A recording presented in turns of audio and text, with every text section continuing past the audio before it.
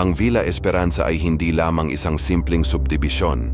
Ito ay isang lupain na tila nalimutan na ng panahon, kung saan ang mga puno ng balete at kawayan ay mas matatayog pa kaysa sa mga poste ng kuryente.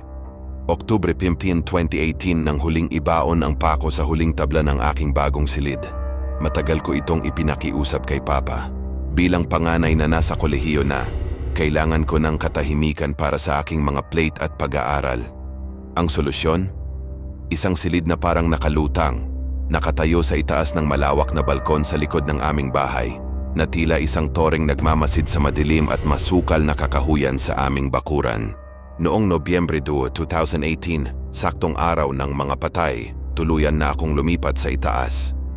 Sariwa pa ang amoy ng bagong gabas na kahoy, isang amoy na sa simula ay nakaka-relax, ngunit habang lumalalim ang gabi ay tila nagiging amoy ng isang luma at abandonadong kabaong. Dahil panganay mahigpit ang bilin ni Papa bago siya umalis para sa kanyang night shift. Huwag kang mag-isa roon, Selena. Magpasama ka sa mga kapatid mo. Ang lupang tinatayuan natin ay hindi lang sa atin. May mga nauna rito na hindi marunong umalis, babala niya. Ang kanyang tinig ay may kakaibang bigat, parang may kung anong babalang nakatago sa pagitan ng kanyang mga salita. Ngunit sino ang sasama sa akin? Ang bunsong si Ethan ay ayaw mawalay sa kilikili ni Mama dahil takot sa dilim, habang si Sarah naman ay mas pinili ang kanyang kwarto sa unang palapag. Masyadong mahangin sa taas, ate. Parang may bumubulong tuwing dadaan ako sa hagdanan, sabi ni Sarah, habang nakatingin sa itaas ng may halong kaba. Kaya naman, naiwan akong mag-isa sa bagong silid. Sa unang gabi, ang katahimikan ay hindi payapa. Ito ay nakabibingi. Ang bawat kaluskos ng dahon sa labas ay tila tunog ng mga kuko na kumakamot sa pader. Nobyembre 5, 2018, iyon ang unang gabi na ang aking lohika ay nagsimulang gumuho. Pasado 12:00 na ng madaling araw, tapos na ang lahat ng ingay sa kalsada. Maging ang mga kuliglig ay tila natahimik ng sabay-sabay. Habang nakaupo ako sa tapat ng aking laptop, narinig ko ang isang tunog mula sa sementadong hagdanan sa labas. Ang tanging daan paakyat sa aking silid. Mabagal ang tunog. Tila may isang nilalang na hindi pantay ang haba ng mga paa. Hinihila ang kalahati ng kanyang katawan paakyat sa bawat baitang. Ang bawat kaladkad ay sinusundan ng isang mabigat na paghinga na parang galing sa isang lalamunang puno ng buhangin. Inakala ko na baka si Baron lang yon, ang aso naming palaging nakakawala. Dali-dali akong lumabas sa balkon, dala ang aking flashlight, handang pagalitan ng aso. Ngunit nang itama ko ang liwanag sa hagdanan, walang kahit na ano roon. Tanging ang malamig na hangin na amoy lupa ang sumalubong sa akin. Nang silipin ko ang kulungan ni Baron sa ibaba, nakita ko siyang nakakulot, nanginginig at nakasiksik sa pinakasulok ng kanyang hawla, malayo sa hagdanang kinalalagyan ng tunog. Doon ko napagtanto. Hindi hayop ang umaakyat sa kwarto ko. Lumipas ang mga linggo at ang kaladkad sa hagdanan ay naging bahagi na ng aking gabi, parang isang masamang panaginip na ayaw akong tantanan. Sinubukan kong banggitin ito kay Papa, ngunit ang tanging tugon niya ay pagod lang ako sa eskwela. Sabi naman ni Mama, baka naninibago lang ang pundasyon ng bagong gawang silid kaya lumalatik ang mga kahoy tuwing lumalamig ang panahon. Pero alam ko ang pagkakaiba ng lumalatik na kahoy sa tunog ng isang bagay na may buhay. Isang bagay na pilit umaakyat sa aking kinalalagyan. Enero 20, 2019. Ito ang gabi ng kaarawan ng pinsan kong si Mara. Dahil matagal na kaming hindi nagkaka-bonding, inabot kami ng gabi sa tawanan, videoke, at pagkukwento ng mga kung ano-anong bagay. Mag-aalas 11 na nang makauwi ako sa Villa Esperanza. Ang buong paligid ay nababalot ng makapal na hamog. At ang mga bumbilya sa kalsada ay tila aandap-andap na parang hiningang malapit ng maputol. Pagpasok ko sa gate, naramdaman ko ang kakaibang bigat sa hangin. Patay na ang lahat ng ilaw sa main house, kaya dahan-dahan akong umakyat sa sementadong hagdanan patungo sa aking silid sa itaas upang hindi makagising. Pagpasok ko sa loob, agad kong nilock ang pinto. Hindi lang isa kundi 2 beses kong sinigurado ang trangka.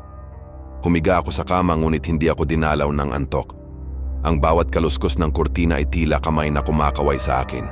Binuksan ko ang aking phone para mag-scroll sa social media. Pilit nililibang ang sarili habang ang orasan sa dingding ay tumitik-tik patungo sa madaling araw. Eksaktong 1:01 a.m. nang muling bumalik ang kaladkad.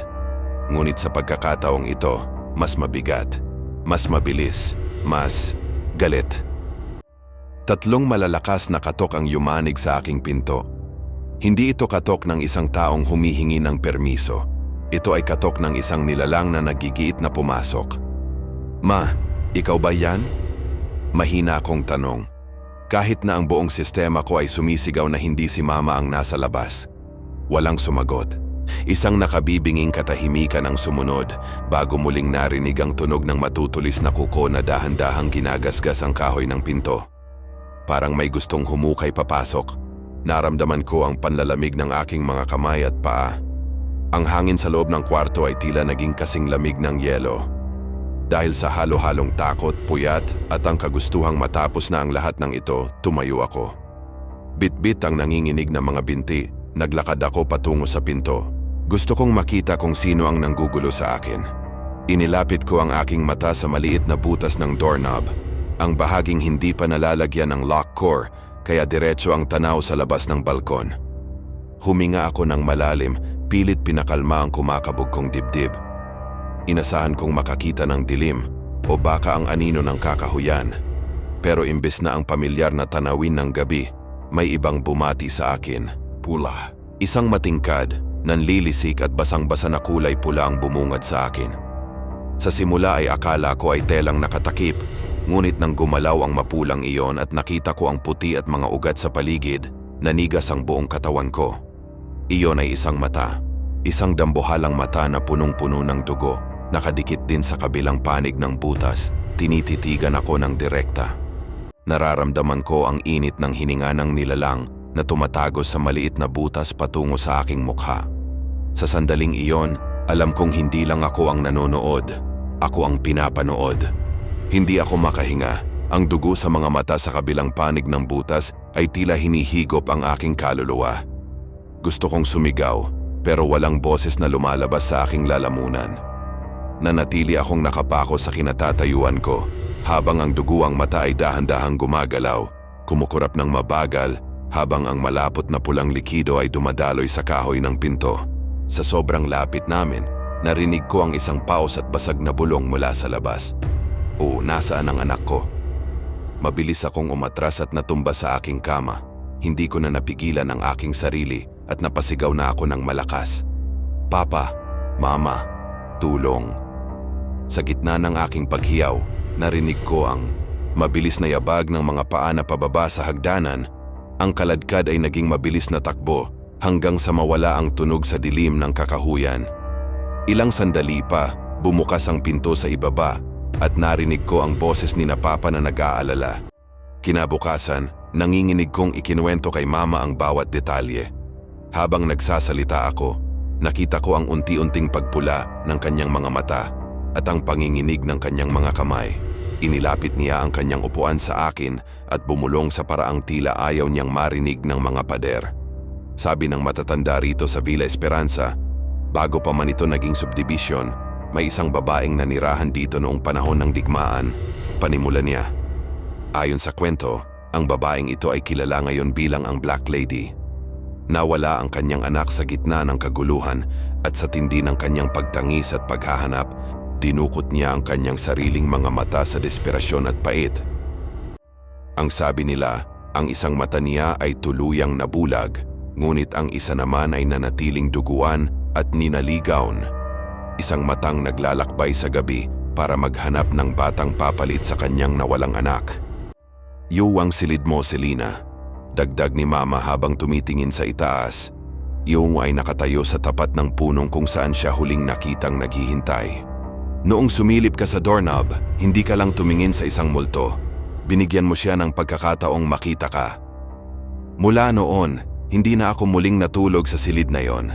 Ipinasil ni Papa ang butas ng doorknob at nilagyan ng mga benditadong asin ang bawat sulok ng balkon. Ngunit tuwing sasapit ang 1:00 na umaga,